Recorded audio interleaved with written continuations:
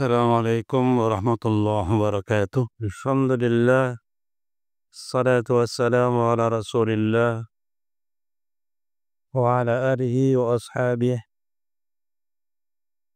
wa ala man tabi'ahum bi ihsan ila yaumil qiyamah. Amma ba'd, kita lanjutkan pada makarimil akhlaq, tentang akhlak yang mulia. Telah kita bahas sebelumnya akhlak mulia yaitu jujur, kemudian berprasangka baik, lalu akhlak ketika duduk di pinggir jalan, kemudian juga tentang malu. Malam ini kita lanjutkan pada hadis Abu Hurairah radhiyallahu ta'ala anhu qala qala Rasulullah sallallahu alaihi wa alihi wasallam, al-mu'minul qawiyyu, orang beriman yang kuat, khairun, itu lebih baik, wa ahabbu ilallah, dan lebih dicintai oleh Allah, minal mu'minid dhaif, daripada orang mukmin yang lemah. Secara khusus orang mukmin yang kuat imannya lebih baik dan lebih dicintai oleh Allah daripada mukmin yang lemah imannya. Lebih luas dari itu, orang mukmin yang kuat imannya, kuat ekonominya, kuat badannya, kuat yang lain-lainnya, fisiknya, maka ini lebih baik daripada mukmin yang lemah. Ya, lemah fisiknya, lemah ekonominya, dan lain-lainnya. Jadi, masyarakat muslimin rahimakumullah, dan ini jelas karena orang beriman yang kuat imannya tentu lebih baik, lebih disukai daripada orang mukmin yang lemah imannya. Tapi secara umum orang mukmin sudahlah dia beriman, kuat imannya, kuat pula ekonominya. Maka itu lebih baik karena dengan begitu dia akan memanfaatkan kebaikan-kebaikan yang dimiliki. Fisik yang kuat, ekonomi yang kuat, mungkin kekuasaannya juga kuat, akan dimanfaatkan untuk perbuatan-perbuatan yang tidak melanggar iman. Tapi Rasulullah kemudian mengatakan wa fi kullin khairun. Masing-masing tetap memiliki kebaikan. Jadi orang itu beriman, selemah-lemah iman tetaplah dia orang baik karena dia beriman. Jadi meskipun mukmin yang kuat itu lebih baik daripada yang lemah, tetapi mukmin yang lemah pun tetap manusia yang baik. Kenapa? Karena dia beriman. Hanya mungkin tidak sehebat orang yang lebih kuat imannya. Orang mukmin yang kondisi ekonominya minus atau pas-pasan, tetap saja dia orang yang baik. Kenapa? Karena dia beriman meskipun mungkin ekonominya kurang. Tapi tetap dia orang yang baik. Maka kebaikan itu pertama pada keimanan. Orang yang beriman itu baik. Maka Rasulullah mengatakan ada dua keadaan yang akan tetap menjadi baik kalau itu berada pada orang beriman. Apa? Kalau dapat nikmat dia bersyukur, kalau dapat musibah dia bersabar. Maka syukur dan sabar itu baik, dan kebaikan itu ada selama orangnya beriman. Karena itu tidak ada kecuali pada orang yang beriman saja. Pesan berikutnya, ihris ala ma yanfa'uka. Ihris itu semangatlah. Al-hirsu itu artinya tidak merasa cukup. Al-hirsu dalam harta tidak boleh tamak. Tapi di sini adalah pada perbuatan-perbuatan yang bermanfaat. Artinya teruslah berupaya, jangan pernah merasa cukup, tetapi teruslah berusaha lagi, berusaha lagi, berusaha lagi. Pada apa? Pada sesuatu yang ada manfaatnya. Jadi ditekankan di sini ya. Jadi teruslah melakukan aktivitas. Jangan berhenti. Batasannya apa? Untuk sesuatu yang bermanfaat bagimu. Kalau tidak ada manfaatnya, ya tidak usah. Kita ini diperintah untuk terus beraktivitas, terus berusaha, terus bekerja. Untuk mendapatkan sesuatu yang bermanfaat. Manfaat duniawi, apalagi manfaat ukhrawi. Masyarakat muslimin rahimakumullah, kalau orang sudah mendapatkan kebaikan-kebaikan yang bermanfaat di dunia, ya kebaikan-kebaikan, maka di akhiratnya pun dia akan mendapatkan kebaikan-kebaikan. Tetapi kalau orang hanya mencari manfaat untuk dunianya, maka akhiratnya belum tentu. Sehingga di Al-Baqarah itu disebutkan, "Paminan nasi may yaqulu rabbana atina fid dunya." Ya Allah, berikan kepadaku dunia. Tadi ada hasanahnya. Fid dunya. Maka wa ma lahu fil akhirati min khalaq. Dia tidak akan mendapatkan apa-apa di akhiratnya. Nah, golongan kedua, Rabbana atina fid dunya hasanah. Minta kebaikan dunia. Kalau dunianya baik, maka wa fil akhirati hasanah. Bagaimana akhiratnya akan baik kalau dunianya tidak baik? Bagaimana mendapatkan pahala kalau dunia isinya dengan dosa? Maka ihris ala ma yanfa'uka. Teruslah berusaha berjuang untuk mendapatkan sesuatu yang bermanfaat, terutama bermanfaat untuk kebaikanmu di akhirat. Bukan berarti kemudian di dunia tidak mencari yang semua orang mencari sesuatu yang bermanfaat untuk dirinya di dunia. Hanya jangan kemudian dunia saja. Karena doa kita apa? Kita minta fid dunya hasanah, akhirah hasanah, lalu waqina adzabannar. Pesan berikutnya, wasta'in billah. Nah, ini jangan dilupakan.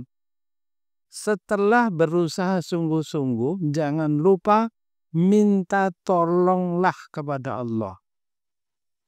Kita ini tidak cukup hanya berusaha saja. Setiap usaha kita, iringkanlah usaha itu dengan doa. Mintalah pertolongan kepada Allah.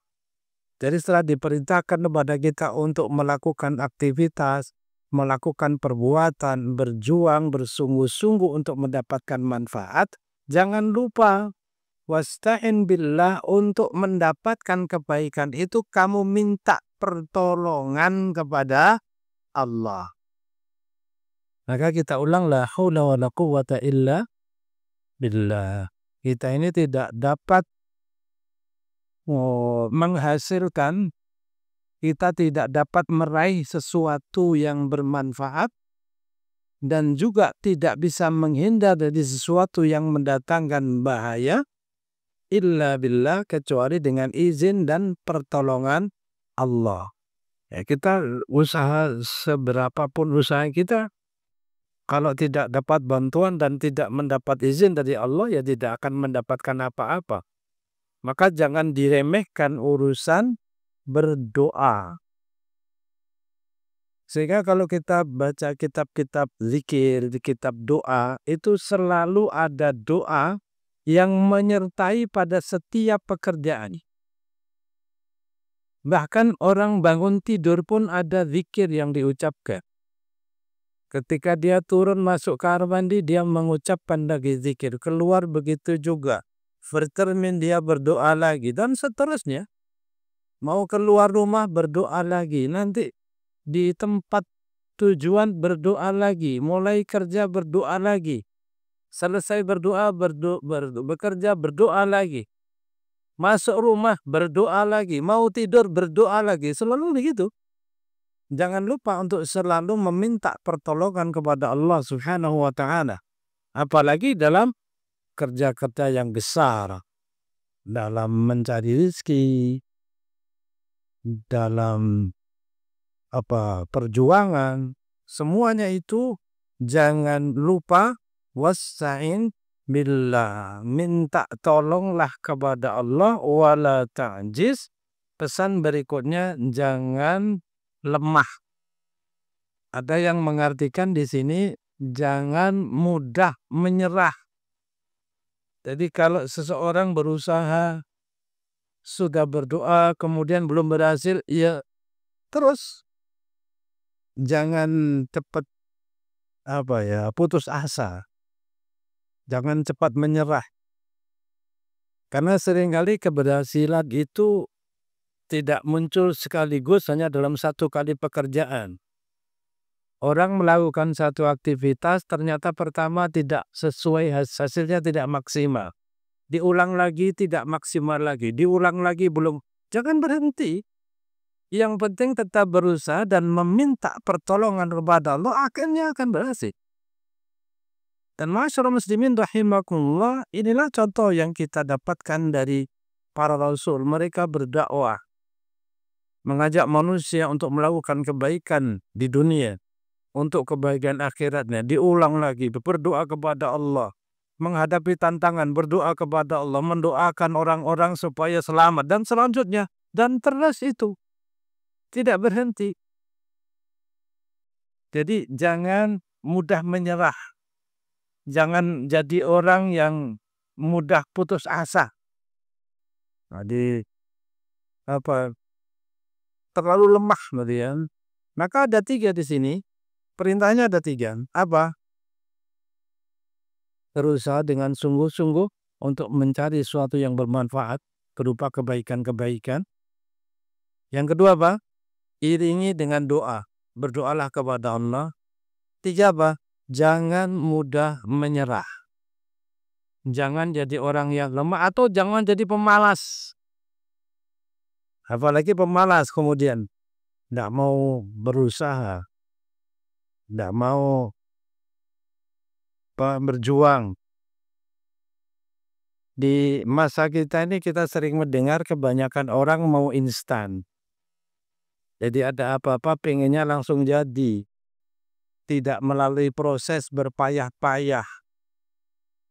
Padahal besar kecilnya balasan itu, besar kecilnya hasil atau balasan, itu juga akan bergantung pada besar kecilnya usaha. Semakin keras, semakin besar, semakin kuat suatu usaha yang diiringi dengan doa, maka semakin besar pula hasilnya.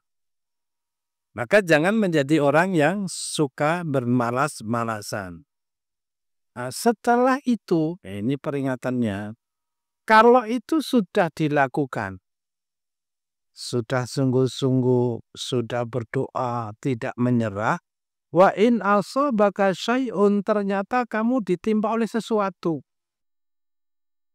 Maka apa? Fala taqul law anni fa'altu kadza kana kadza kana kadza. Jangan mengatakan, oh seandainya begini, pasti akan begini. Seandainya kemarin begini, tentu tidak akan begini. Ya itu yang tidak boleh. Jadi, law, kata-kata seandainya. Ikhwani ma'asyiral muslimin rahimakumullah, kita ini memiliki kewajiban untuk berusaha semaksimal mungkin. Berdoa tanpa menyerah. Dan di dalam Al-Quran tidak pernah kita temukan kalimat Allah akan melihat hasil perbuatanmu, itu tidak ada. Allah akan menilai hasil dari perbuatanmu, itu tidak ada. Yang ada adalah Allah akan melihat perbuatanmu. Allah akan menilai apa? Perbuatanmu. Jadi yang bernilai adalah prosesnya. Hasil kita ini tidak bisa memastikan hasil, tidak bisa. Kita hanya diperintah untuk bersungguh-sungguh melakukan kebaikan, berdoa, pantang menyerah. Apakah hasilnya akan sama dengan apa yang kita harapkan? Belum tentu. Tetapi kalau orang berusaha sungguh-sungguh, pada akhirnya dia akan mendapatkan apa yang dia cari. Kalau kemudian ternyata kamu tertimpa sesuatu, jangan mengatakan seandainya dan seandainya. Kenapa? Walakin, tetapi katakanlah kul qadarullah. Ya, katakanlah ya sudahlah. Inilah ketetapan Allah, tentu diyakini bahwa apa yang ditetapkan itulah yang terbaik. Masya'a fa'ala, apa yang Allah kehendaki itulah yang terjadi. Fa'inna lau, karena mengucapkan kata seandainya itu taftahu amal syaitan, akan membuka pintu syaitan untuk mempengaruhimu. Jadi untuk mempengaruhi keimanan kita kepada takdir, maka syaitan itu membisikkan seandainya. Ketika kita sudah seandainya, lama-lama tidak percaya lagi kepada takdir, kepada ketetapan Allah subhanahu wa ta'ala. Ikhwani ma'asyiral muslimin rahimakumullah. Maka kembali bahwa yang diperintahkan kepada kita adalah berproses, beramal dengan baik, dengan sungguh-sungguh, berdoa, tidak mudah menyerah, itu diperintahkan kepada kita. Dan itulah nilai. Karena kalau sesuatu itu dinilai dari hasilnya, tidak melihat prosesnya, maka bisa jadi orang yang tidak benar malah disebut pemenang. Misalnya, kalau suatu usaha itu dinilai dari hasilnya, maka bisa jadi pencuri hasilnya lebih besar daripada pedagang yang jujur. Kalau dilihat dari hasilnya, orang yang bekerja dengan jujur, sungguh-sungguh berkeringat dari pagi sampai sore, hasilnya mungkin hanya berapa? 100, 200 satu hari ya. Ada orang nggak usah sampai keringetan, tapi dia mencuri. Mencuri dengan cara mencuri atau dengan korupsi. Satu hari dia dapat 100 juta. Nah, kalau dilihat dari hasilnya, ya kalah. Tapi kan bukan hasilnya yang dinilai. Prosesnya ini. Bagaimana perbuatannya. Sudah kita bahas di kuliah subuh ya. Orang berdagang dengan jujur, dan ada orang berdagang dengan menipu. Kalau dilihat labanya, bisa jadi laba penipu ini lebih besar. Jadi kalau kemudian nilai seseorang itu dilihat hanya dari hasilnya, maka penipu lebih berhasil daripada orang jujur hasilnya. Tetapi bukan itu yang dilihat. Ya, tetapi yang dilihat adalah bagaimana proses atau amal yang dilakukan. Ma'asyiral muslimin rahimakumullah, ini tambahan pada malam hari ini pertama tentang sabda Nabi SAW, hendaklah kita ini menjadi orang-orang yang bersungguh-sungguh dalam bekerja dan berdoa kepada Allah, tidak mudah menyerah dan tidak menjadi pemalas. Sebagian orang mengatakan musuh terbesar kita adalah malas. Itu musuh terbesar. Karena malas akhirnya menunda-nunda waktu. Itu musuh terbesar. Dan Islam mengajarkan kita untuk melawan kemalasan itu. Kemudian hadis berikutnya tentang akhlak mulia yang lain, yaitu Innallaha ta'ala auha ilayya an tawadhu'u. Rasulullah mengatakan, sesungguhnya Allah subhanahu wa ta'ala memerintahkan kepadaku agar tawadhu'. Apa tawadhu artinya? merendahkan diri. Tawadhu itu lawan dari takabbur. Ada kalimat menarik ya dalam bahasa Arab itu. Tawadhu takun kan najmi, ya, terjemahannya. Tawadhu itu seperti bintang-bintang yang tampak di permukaan air. Jadi kalau Bapak itu ada air, di atas ada bintang. Lihatlah bintang di permukaan air itu. Semakin tinggi posisi bintang, maka tampak semakin di bawah. Tawadhu takun kan najm. Bertawaduklah seperti bintang yang lahalina dina safhatil ma', yang tampak oleh pandangan mata ketika berada dilihat dari permukaan air. Maka ketika kita melihat permukaan air, bintang itu tampak di bawah, dan semakin tinggi bintang semakin rendah tampaknya. Itu tawadhu. Jadi orang merendahkan diri ini lawan dari kesombongan. Dan dalam bahasa kita kan sudah sering kita dengar, memang semakin pandai seseorang itu malah tidak tampak kepandaiannya. Kalau orang baru pandai itu biasanya malah menampakkan air beriak, tanda tak dalam, dan lain sebagainya dalam bahasa. Ketika kita diajari pelajaran bahasa Indonesia, maka diperintahkan kepada kita di sini untuk tawadhu. Hatta la yabghiya ahadun ala ahadin wa la yabkhara ahadun ala ahadin. Ya, dengan tawadhu ini sehingga tidak ada lagi orang yang sewenang-wenang, dan tidak ada lagi orang yang menyombongkan diri di hadapan lainnya. Jadi diperintahkan agar kita ini tawadhu, jangan sombong ya. Sombong ini di dalam Al-Quran, kisah kesombongan itu pertama disebutkan dalam Al-Quran itu di mana? Pertama kali terjadi kesombongan adalah ketika iblis diperintah untuk sujud pada Adam, aba wastakbara, ya. Iblis itu dia enggan untuk ikut perintah Allah dan dia menyombongkan diri. Inilah kesombongan pertama. Dan itu dikisahkan dalam Al-Quran. Apa kata iblis ketika ditanya, kenapa kamu tidak mau kepada Adam? Dia mengatakan, ana khairum minhu. Aku kan lebih baik. Merasa lebih baik dari orang lain. Merasa lebih hebat. Merasa super. Seakan orang-orang lain ada di bawahnya. Itu kesombongan. Dan yang diperintahkan kepada kita adalah tawadhu. Jangan sombong ya. Merendahkan diri. Ikhwani ma'asyiral muslimin rahimahullah, dan banyak contoh orang-orang yang hebat-hebat memang justru mereka ini orang-orang yang bersifat tawadhu. Merendahkan diri, tidak menyombongkan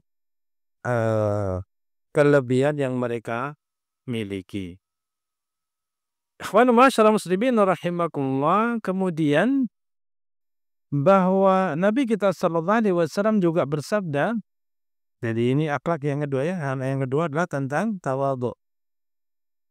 Berikutnya, mana qasad sadaqatun min malin. Bahwa sedekah itu tidak mengurangi harta. Maksudnya sedekah itu tidak membuat orang jadi miskin. Jadi di dalam Al-Quran disebutkan bahwa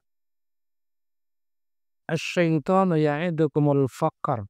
Setan itu menakut-nakutimu bahwa kamu akan menjadi fakir kalau bersedekah. Jadi mau sedekah, setan sudah menakut-nakuti,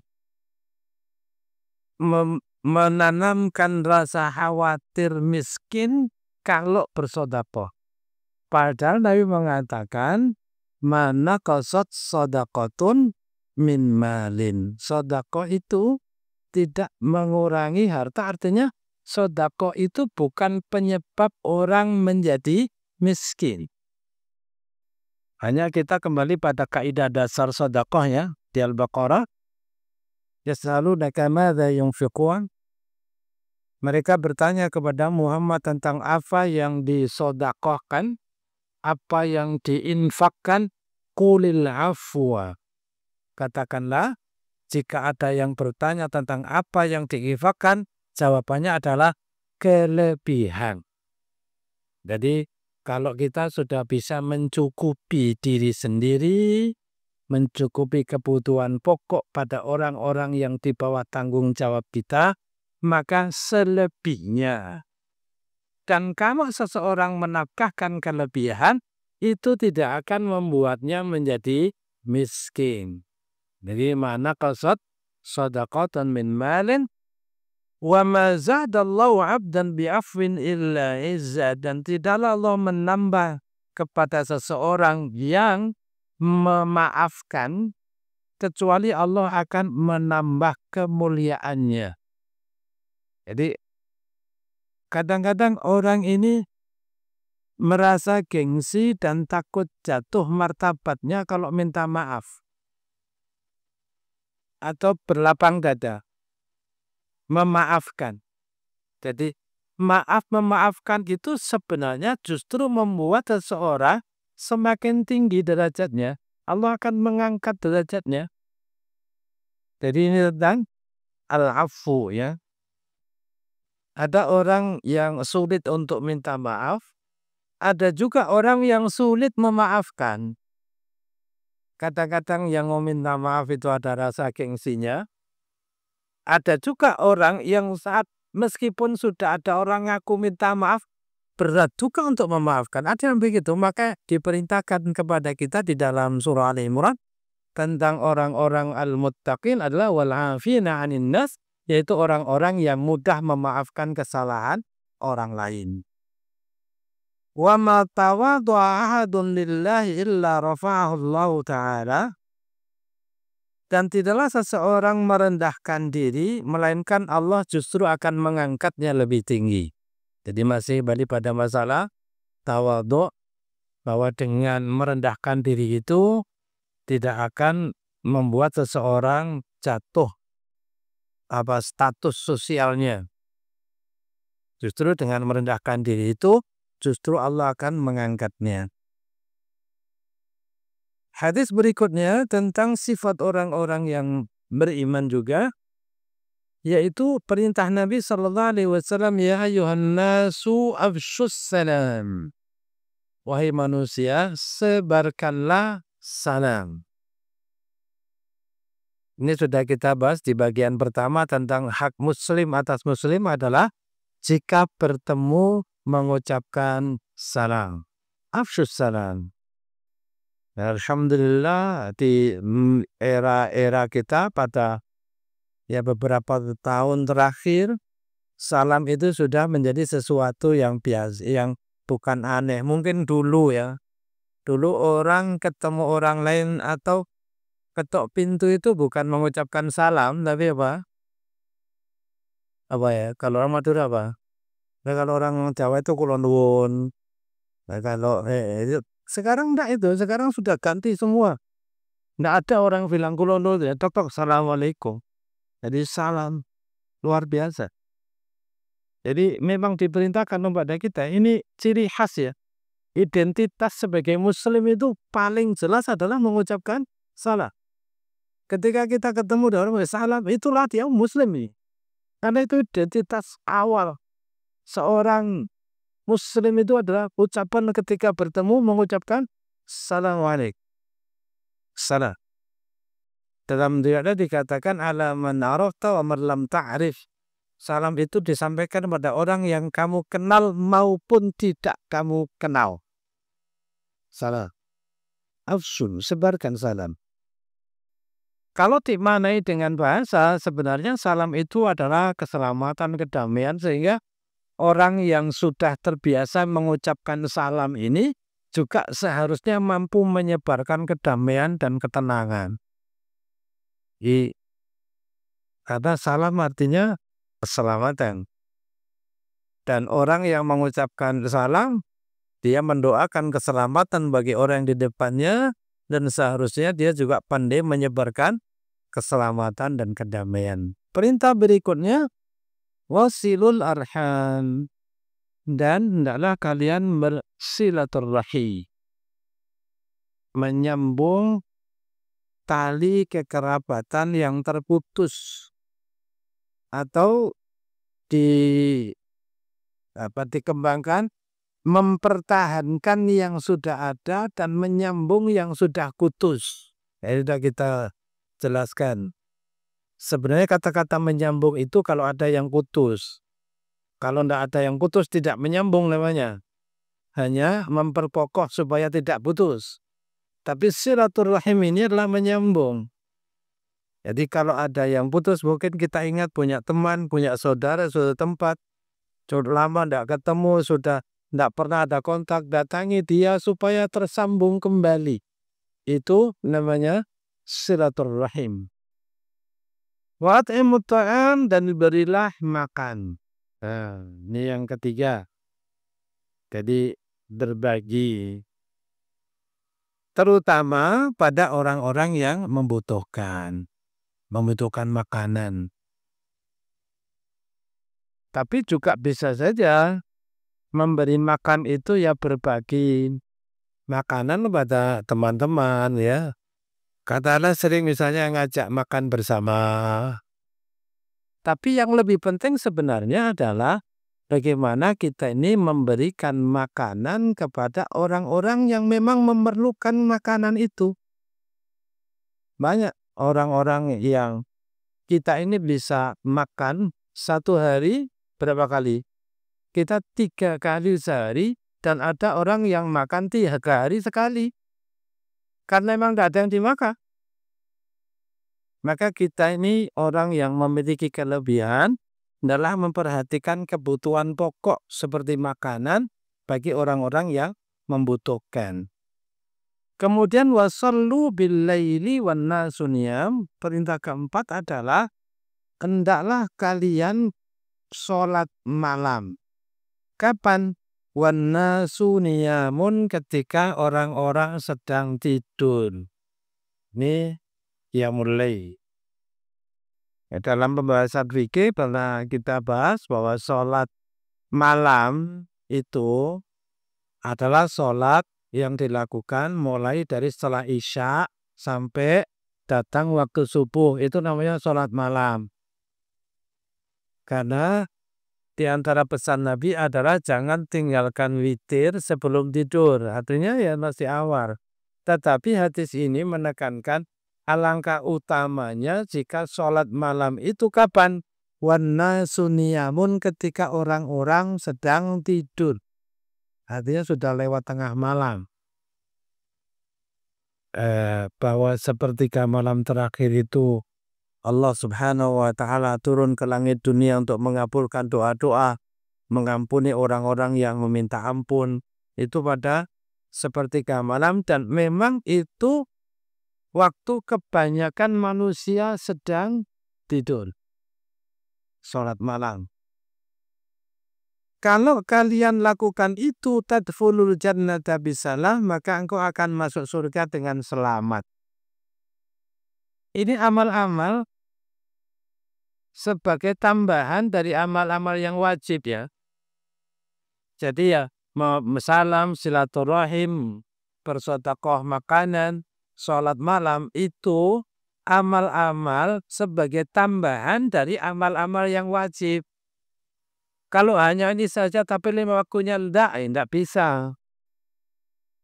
Salam ya, silaturahim ya, apalagi nyumbang makanan iya, tapi Ramadan tidak puasa. Dia tidak itu. Yang wajib dipenuhi, ini amal-amal yang mempermudah kita untuk masuk surga. Kemudian ma'asyiral muslimin rahimakumullah, hadis berikutnya, innakum la tasa'unan nasa bi amwalikum walakin liyasa'hum minkum mastul wajhi wa husnul fuluqi. Sesungguhnya kalian tidak bisa menguasai manusia dengan harta. Ini penting ya. Sementara ini seakan-akan pandangan kita atau pandangan banyak orang, dengan harta seseorang bisa menguasai orang lain. Dengan harta.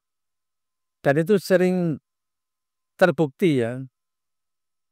Ketika seorang punya harta, maka dia bisa menguasai banyak orang.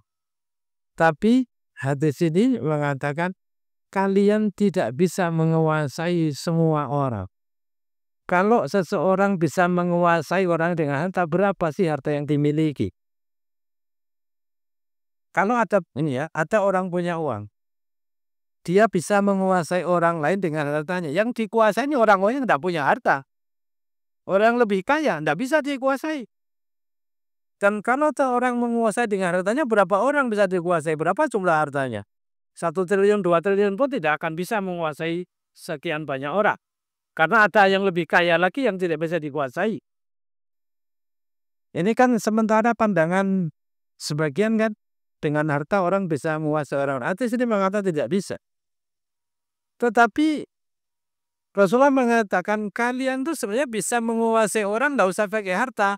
Dengan apa? Dengan bastul wajhi wa husnul khuluq, dengan wajah yang berseri dan akhlak yang mulia. Tidak usah modal duit. Kalian sudah bisa menguasai. Dengan apa? Kalau ketemu dilihat menyenangkan, akhlaknya bagus, sudah bisa. Jadi dengan harta tidak bisa menguasai semua orang. Tapi akhlak yang mulia, wajah yang berseri, itu bisa membuat orang tunduk. Ya, tanpa dengan harta. Ma'asyiral muslimin rahimakumullah.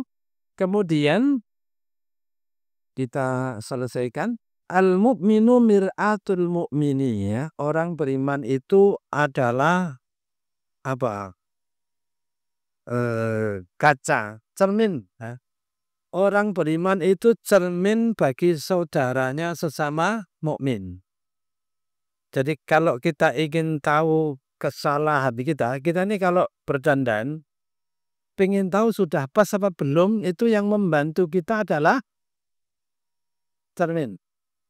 Maka seharusnya kita berterima kasih pada cermin yang membuat wajah kita yang mengingatkan kekurangan kita. Bapak, ibu-ibu, kadang-kadang ibu-ibu itu apalagi baru turun dari sepeda motor, itu yang dilihat pertama apa coba? Spion. Langsung. Yang mengoreksi kita siapa? Cermin itu. Nah, orang beriman bagi yang lain itu seperti cermin. Kalau saya salah, bahwa apa yang ingat ke saya? Karena saya tidak tahu tuh. Bapak salah, saya ingatkan. Maka seharusnya orang yang diingatkan itu berterima kasih. Kenapa? Karena yang mengingatkan itu memperbaiki. Pak, sampean salah. Itu namanya cermin. Dan cermin itu tidak menyimpan gambar. Kalau Bapak pagi hari bercermin dengan baju putih, kemudian siangnya bercermin dengan baju hitam, maka ketika bercermin baju putih itu sudah hilang. Yang ada adalah saat itu. Artinya apa? Ketika kita melihat seorang punya salah, kemudian dia berubah, tidak usah diingat-ingat lagi. Tidak usah diungkit, oh sampean dulu kan begini. Itu sudah dulu. Tidak muncul lagi di cermin itu. Kadang-kadang orang masih ngungkit lagi dulu sampean. Ada apa dengan dulu?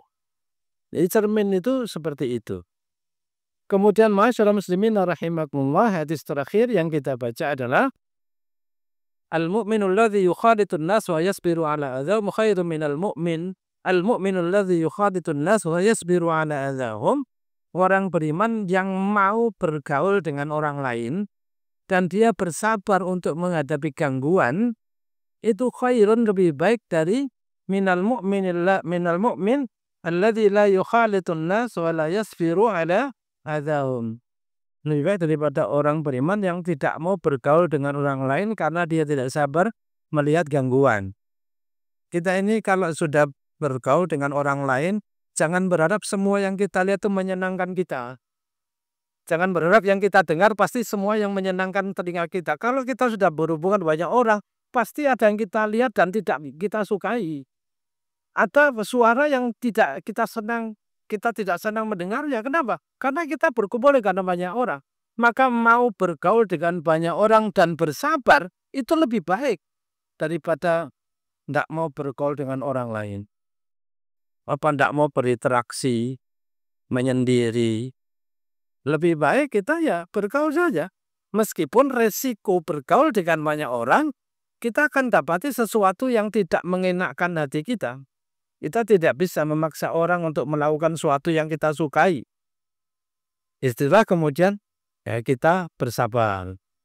Termasuk berdakwah, mengajak orang pada kebaikan. Ada yang diajak kemudian diajak kepada kebaikan, dia mau diingatkan kesalahannya, dia sadar. Ada juga yang diajak malah melawan, diingatkan juga malah marah, itu juga ada. Tapi itulah ketika kita bergaul dengan banyak orang. Masyaallah muslimin rahimakumullah, sampai pada hadis ini yang kita kaji pada malam hari ini. Insyaallah kita masih melanjutkan di waktu-waktu yang akan datang. Subhanakallahumma wa bihamdika asyhadu an la ilaha illa anta astaghfiruka wa atubu ilaik. Assalamualaikum warahmatullahi wabarakatuh.